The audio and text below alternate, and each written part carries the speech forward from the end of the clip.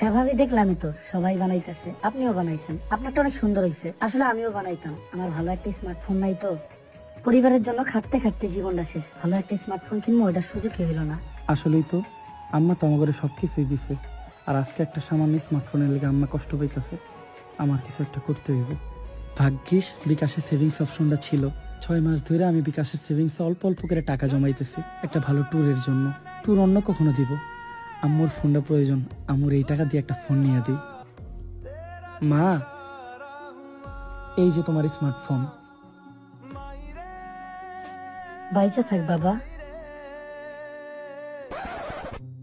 কিন্তু আম্মা মোবাইলটা দিয়ে করবোটা কি?